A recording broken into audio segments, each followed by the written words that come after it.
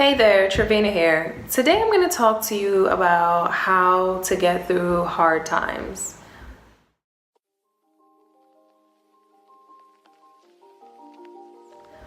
Now, I'm no expert, I'm no professional on how to make it through these things, because let's be honest, I go through them too.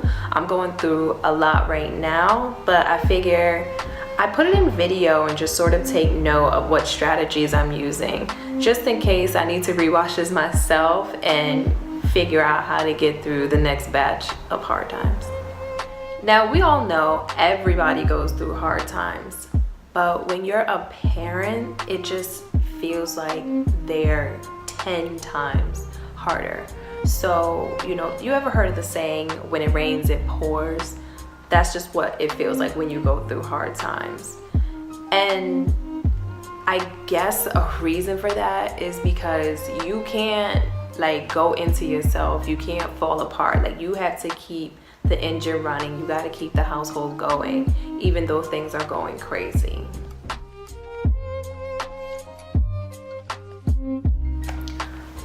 So right now, a few of the things that I'm going through, just to be transparent and honest and just human,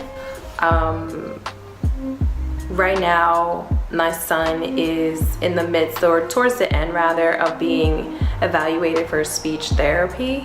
He's 2 years old and he's not really where he should be speech-wise.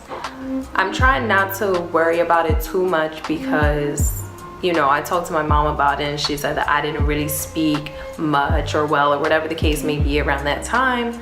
And it took me a little longer, but as you see, I'm fine, I can speak.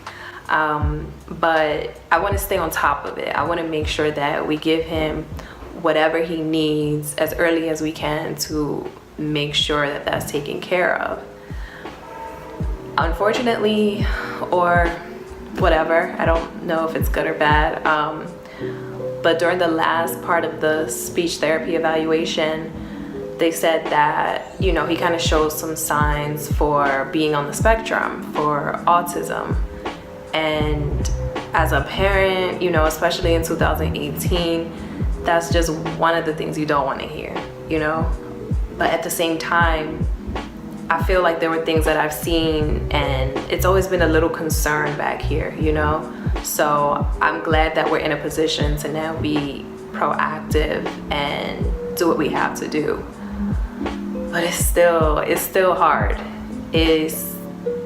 I'm trying not to sit here on my phone and on the computer Googling, what may happen or what this may look like when he's a teenager, or will it stay the same, or go through my freaking Google history and you'll see I've been worrying. On top of that, with my son, I've been concerned about work. When you have but you have big issues like that, your work may suffer. And I'm like, am I gonna be fired anytime soon? I'm not as good at work as I have been. And so I don't know. I don't know if I'm just being dramatic or whatever, but I am worried about that, because to not work then changes a lot for my son in regards to healthcare. So while thank God I live in New York City, they make it very easy for especially single moms to get health coverage. The quality of the doctors we'd have access to are not the same as what I have now under private insurance. So on top of all that, I also just have the regular stressors of just day to day. I still need to do my taxes. It's tax season, y'all. I would love to get that return, but I need to sit down and do them. And then of course I also have the stresses of just co-parenting. Now his dad's okay, but there's a reason when parents are not together, let's be honest, unless they intentionally have a child and say, ahead of time, we're co-parenting. There's always gonna be something amiss. Most of the time, it might be communication or whatever.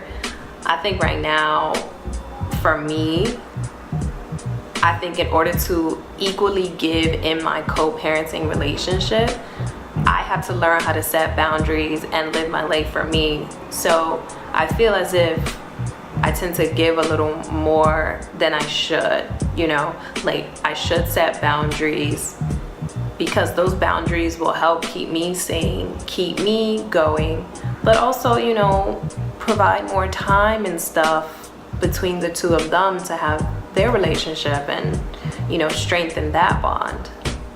So with all of that going on right now, these are the strategies that I'm using to get through my hard times, like at this very moment. One, I'm talking to my friends. You know, I proactively try to build a tribe that is healthy for not just myself, but also my son, Frost. I feel as if his friends are, you know, his friends. My friends are his friends because they're people that I feel bring positivity and nurture him when they're in his presence. So getting through the hard times, it's really helped me able to talk to them. But not even just to talk to them about what I'm going through. I really enjoy being there as a friend for them. So I like to hear what's going on with them and be there to support them. Because when you're going through tough times, you can get really caught up in yourself. It's like me. And if you get like that a little too much, you can start to be like a victim. And it's really good to get outside of yourself and do things for others. And so a part of getting through tough times for me is being a good friend for others. Another strategy that I'm using to get through these tough times is to simply remember that this too shall pass.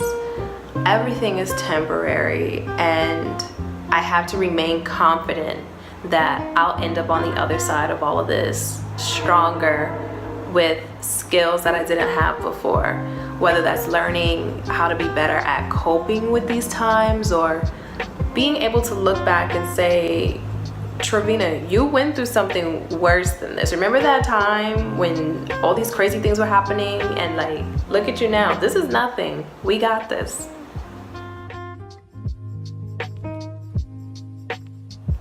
Another way I'm dealing with getting through hard times is not faltering on my self-care. Now, for a while I was.